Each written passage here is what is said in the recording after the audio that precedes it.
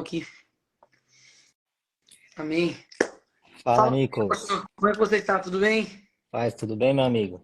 Tudo bem, graças a Deus. Boa Que noite bom. aí. Boa Para quem está noite. entrando, para quem não está entendendo nada, quero te dizer que nós estamos aqui no nosso 19º dia de 21 dias de oração e jejum pelo nosso país. Nós não estamos aqui por um político, não estamos aqui por um presidente, não estamos aqui por um deputado, não estamos aqui por partidos, porque nós estamos aqui direcionando nossas orações a Deus, pedindo para que Deus ele faça algo pela nossa nação. E nós estamos chamando várias pessoas aqui alinhadas ao reino. Pessoas que, assim como a mão, assim como o tronco, assim como o pescoço, assim como o joelho, tem várias funções.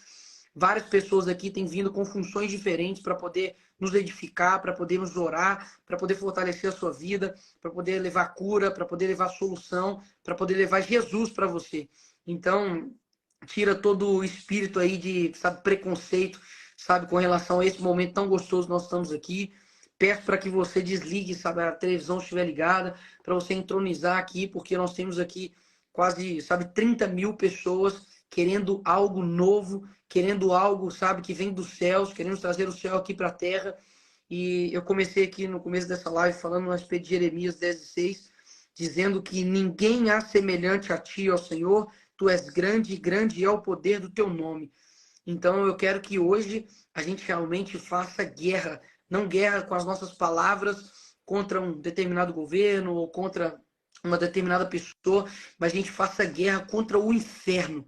É porque o inferno que faz guerra contra nós todos os dias. É ele que quer tomar as nossas almas, ele quer destruir as nossas famílias, ele que veio para poder roubar, matar e destruir. Então é contra eles que nós iremos fazer guerra aqui hoje. Então, pastor, fica à vontade para você aí, poxa, ministrar sua palavra, sabe, dependendo aí do clima, já pode emendar a oração e depois eu quero te fazer uma pergunta aí para a gente poder finalizar e passar aqui para o pastor Guilherme Batista. Amém. Seja bem-vindo aí, fica à vontade.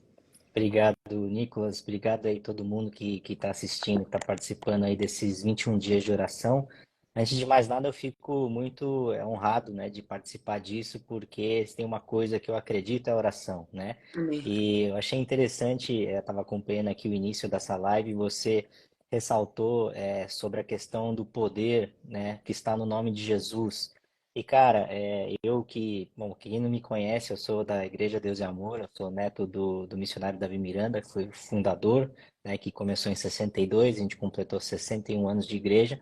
E se tem uma palavra que pode definir a nossa igreja, né, e o legado que meu avô deixou, não apenas para a nossa igreja, mas para a nação brasileira e para algumas outras nações do mundo, é poder, cara.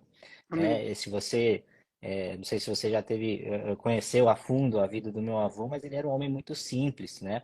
Eu até vi você comentando num vídeo, você lá no Congresso, alguma fala sua lá, não lembro exatamente, acho que foi ano passado, e você mencionou, né, a quantidade de igrejas Deus de Amor que tem, não apenas no Brasil, mas ao redor do mundo, e você deve ter passado por alguma aí, eu não sei, deve ter sido aí no seu estado de Minas.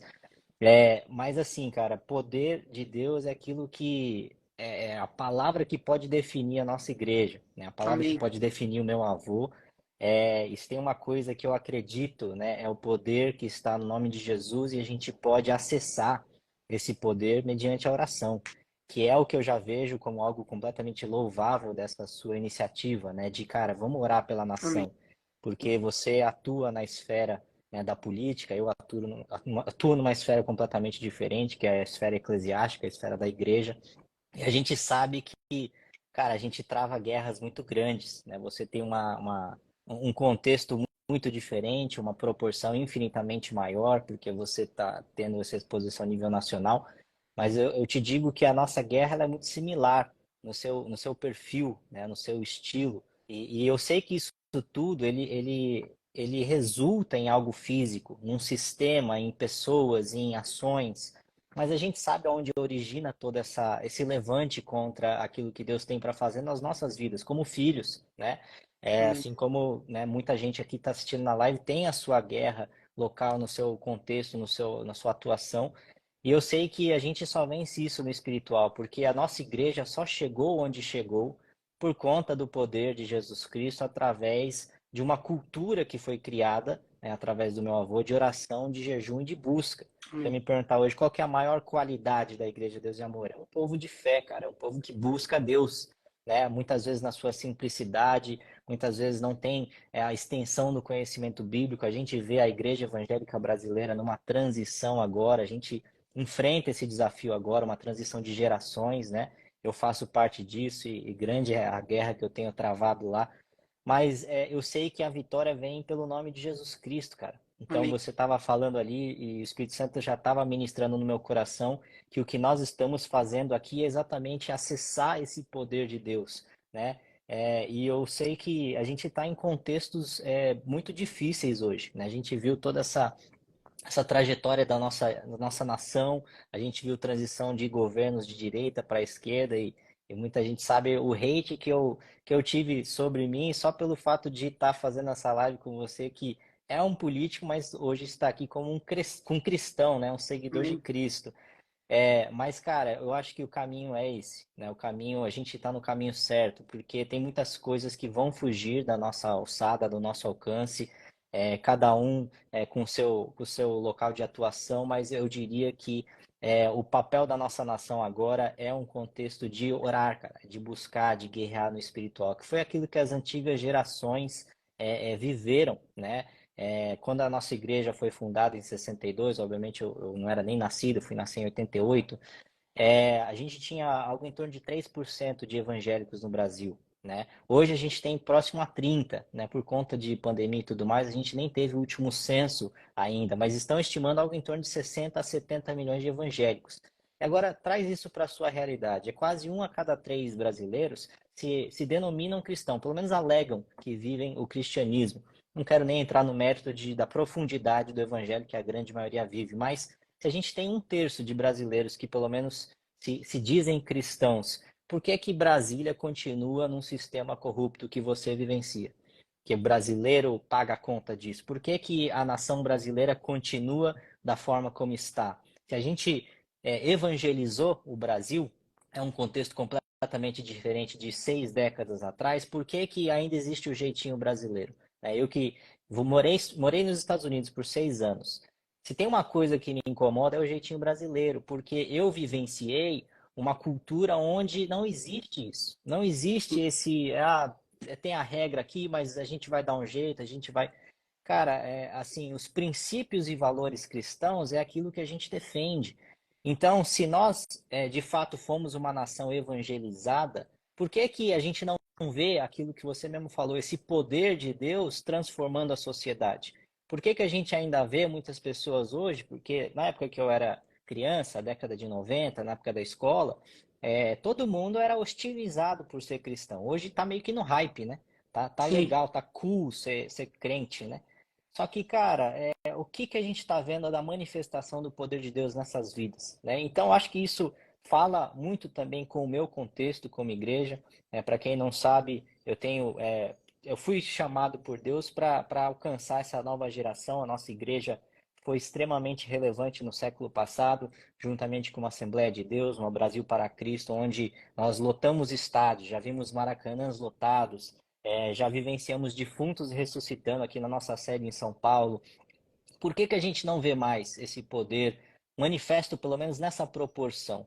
Eu acho que é em torno disso, cara, que eu começo a enxergar instrumentos que o próprio Deus levanta, o seu papel como filho de Deus, o meu papel, tantos outros líderes evangélicos aqui no Brasil, para tocar essas esferas da sociedade com o poder de Deus. Porque, cara, não é nem por força nem por violência, é pelo Espírito Santo. Então, se nós estamos vendo uma nação evangelizada, nós precisamos ver os efeitos de uma nação que se autodenomina evangélica, né? E infelizmente hoje a gente está tendo aí todas as bases da sociedade, que são nossos fundamentos, nossas crenças, a própria família, sob ataque.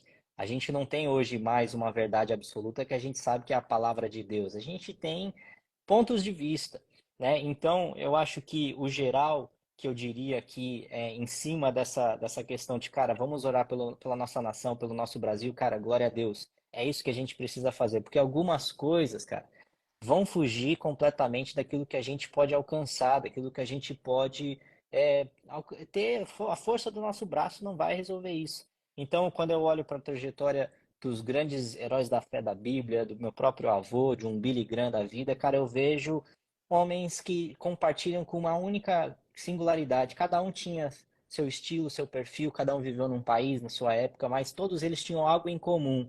Eles sabiam acessar o poder de Jesus Cristo, do nome de Jesus Cristo, através da oração, do jejum. Então, eu acho que o primeiro passo aqui, a primeira coisa que eu acho que é importante a gente repassar para o pessoal é essa contextualização, né? Onde que nós nos encontramos nesses 21 dias de oração? Aonde que a nação brasileira se encontra hoje nessa guerra que a gente sabe que ela se reflete hoje, por exemplo, na esfera política entre direita e esquerda, ideologias, a Bíblia e tudo mais, só que a gente sabe que tudo isso se origina no espiritual. E segundo, qual que é o papel da igreja nisso? Eu acho que esse é o mais importante, cara. Assim, tendo acompanhado tudo que a gente viveu nos últimos meses e anos no Brasil, tanto na política quanto na própria sociedade, as ideologias, as mídias e tudo mais, a gente sabe que isso são movimentos que nem o homem controla. Por mais que tenham homens poderosos hoje, que têm o poder da caneta ali de mexer e tocar em milhões de vidas, a gente sabe que tudo isso é espiritual. Então, quando eu olho para a trajetória desses grandes homens de Deus, como é que eles conquistaram tudo isso? Como que a gente, como nação, protege a nossa família, protege os nossos filhos, os nossos valores, as nossas crenças, como que nós representamos a Jesus na sociedade, como que, resumidamente, a gente é sal da terra e luz no mundo, um mundo que está decaído em trevas, né? E é muito interessante, eu acho que não sei quantas pessoas acompanham a trajetória dos Estados Unidos, como eu tive um tempo que eu vivi lá, é algo que corta muito meu coração, porque eu vejo o Brasil caminhando nessa direção. Eu estive, acho que ano passado, em Nova York, onde David Wilkerson, que foi um dos grandes pregadores do Evangelho do século XX, que pregou muito para mim no meu tempo de conversão em 2013, eu fui na igreja dele ali em Times Square. Ele um dia chegou para